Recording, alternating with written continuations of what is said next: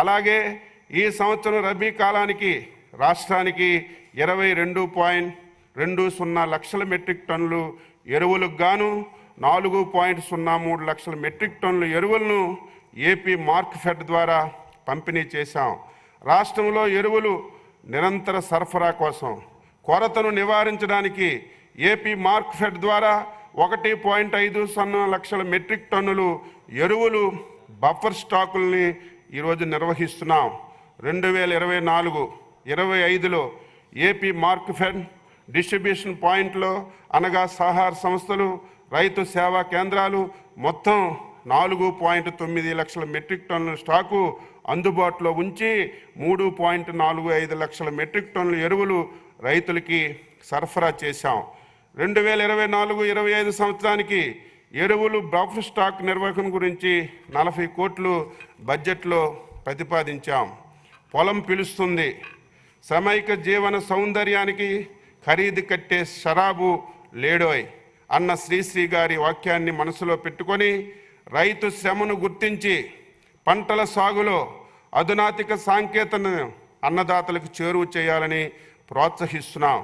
వ్యవసాయాన్ని లాభసాటిగా మార్చేందుకు తలపెట్టిన బృహత్తర కార్యక్రమమే పొలం పిలుస్తుంది. ప్రతి మంగళవారం, బుధవారం 2 రోజులు వ్యవసాయం అనుబంధ శాఖ అధికారులు, శాస్త్రవేత్తలు, ప్రజాప్రతినిధులు పొలం బాట పడతారు.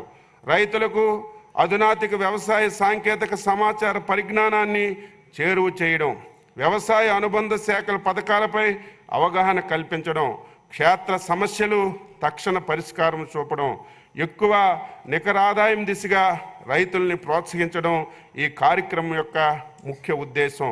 ఈ కార్యక్రమాన్ని ఖరీఫ్లో 4 నెలలు, రబీ కాలంలో 4 నెలలు ఈ కార్యక్రమాన్ని నిర్వహిస్తాం. ప్రస్తుతం వ్యవసాయ రంగంలో వస్తున్నటువంటి ఆధునిక సాంకేతిక సమాచార పరిజ్ఞానంతో పంటలు పండించడం అనగా వ్యవసాయంలో డ్రోన్లు మరియు వాటి ఉపయోగాలు, సాంకేతిక applications, CLSN, PDSS, crop life system and pest disease surveillance system, NPSS, national pest surveillance సిస్టంపై అవగాహన ఈ ప్రోగ్రాంలో కల్పిస్తున్నాం. అంతేకాకుండా వ్యవసాయ శాఖ ద్వారా రైతుల కోసం అమలు చేస్తున్నటువంటి జిఏపి, పొలంబడి, భూసార పరీక్ష, రాయితీపై విత్తనాల సరఫరా, గ్రామ స్థాయిలో విత్తనోత్పత్తి, వ్యవసాయ యాంత్రీకరణ, ప్రకృతి వ్యవసాయం వంటి శాస్త్రీయ అంశాలపై ఈ చర్చిస్తున్నాం. క్షేత్రస్థాయి సందర్శనల సమయంలో పంటలకు సంబంధించినటువంటి సమస్యలను విశ్లేషించి శాస్త్రవేత్తల ద్వారా రైతులకు సాధ్యమైన పరిష్కారాలను అందించడంతో పాటు గ్రామ సభలో రైతు సమస్యలపై చర్చించి తదనుగుణంగా అవసరమైన చర్యలు తీసుకుంటున్నారు. సమస్యలు, ఫిర్యాదులను ఆయా శాఖల ద్వారా పరిష్కరించలేకుంటే వాటిని ఆయా శాఖల రాష్ట్ర స్థాయి ఉన్నతాధికారులకు పంపించడం జరుగుతుంది. 2024-25 సంవత్సరంలో పొలం పిలుస్తుంది కార్యక్రమం అమలు కోసం 11.31 కోట్లు ఆర్కేవీవై పథకం నుంచి బడ్జెట్కి కేటాయించడం జరిగింది. సమీకృత రైతు సమాచార కేంద్రం రైతులు నేరుగా తన సమస్యలను, సందేహాలను టోల్ ఫ్రీ నంబర్ 155251 ద్వారా ఫోన్ చేసి పరిష్కరించుకోవచ్చు. ఇప్పటి వరకు 9.52 లక్షల కాల్స్ ద్వారా వచ్చిన సందేహాల్ని నివృత్తి చేశాం.